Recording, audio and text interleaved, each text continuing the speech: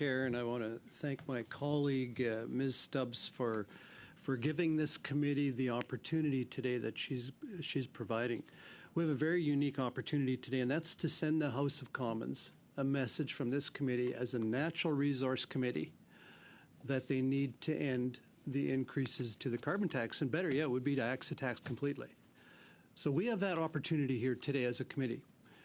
Liberals, the NDP, refuse to even debate it. They always move to adjourn debate as soon as they get the floor, and I think that's reprehensible, to not even willingly debate this issue that's costing every single Canadian thousands of dollars every year.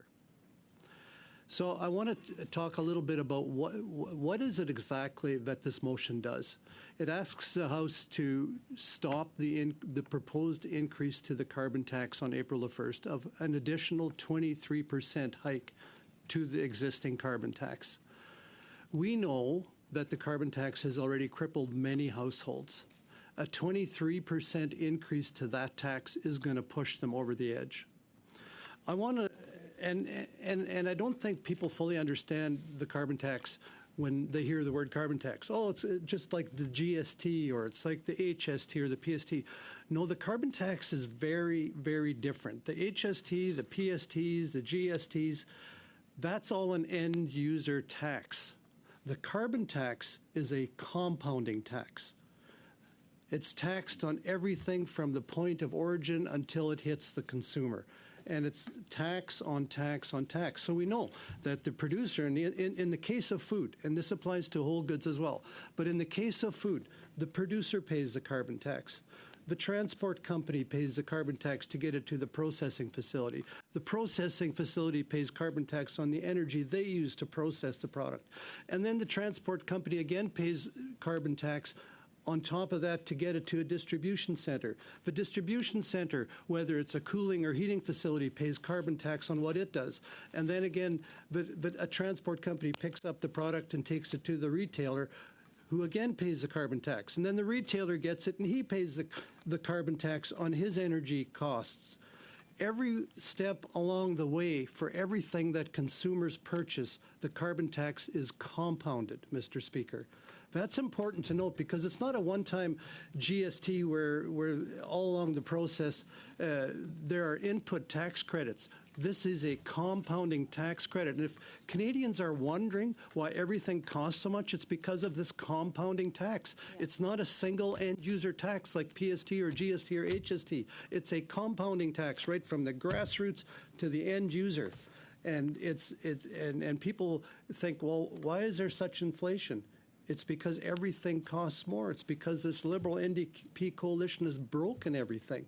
And then they've whacked every single Canadian with this carbon tax. Let me tell you what the Canada Gazette said about the clean fuel regulations, how they would apply to everyday Canadians, and the carbon tax is exponentially worse than the clean fuel regulations. But let me tell you what the Canada Gazette says. It says that according to Statistics Canada, single mothers are more likely to live in lower income households and may be more vulnerable to energy poverty and adverse impacts from increases to transportation and home heating prices. Seniors living on fixed incomes may also face higher transportation and heating costs resulting from the proposed regulations. This may be the most acute for seniors living in the Atlantic provinces, where they account for a higher share of the total population compared to other Canadian provinces, and are also more likely to experience some of the highest energy expenditures in Canada proportional to income. It is possible that there could be other socio-economic groups that may have disproportionately lower income, may be at an increased vulnerability to energy poverty, or may be adversely affected by the proposed regulations. However, these groups may not fully be captured in this analysis due to the lack of available data and scarcity of research or underrepresentation available in other studies. That's what the Canada Gazette printed in response to the clean fuel regulations, and the carbon tax exasperates that. We know that lower income households, seniors, single moms trying to get by are exponentially impacted by the carbon tax. We know that it hits them the hardest. they are disproportionately affected to a carbon tax increase than middle and upper class Canadian or higher income Canadians. We know that. You don't have to be a rocket scientist to figure that out. The carbon tax disproportionately affects lower income families. And, you know, it's interesting because on my ride here from the airport yesterday to city centre here in Ottawa, my taxi driver said that in the last 2 weeks he's taken 2 families back to the airport that are moving away from Canada, that came here as immigrants in the last 10 years, but have decided to go back to their respective countries where they came from, one being Africa and one the Middle East, because they couldn't afford to live here.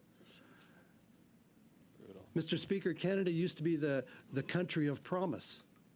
This used to be a place where people had hope, where people could afford to live, and that's no longer the case. And now this Liberal NDP coalition wants to whack Canadians, whack low-income people the hardest with another 23% increase to this carbon tax. Colleagues, today we have an opportunity to send the House of Commons a clear message that as a Natural Resource Committee, we're asking the government to stop the proposed increase to the carbon tax, to spike the hike, and to axe the tax. And I'm asking colleagues that you support my colleague Ms. Stubbs in her motion. We have a very unique opportunity. Let's exercise it.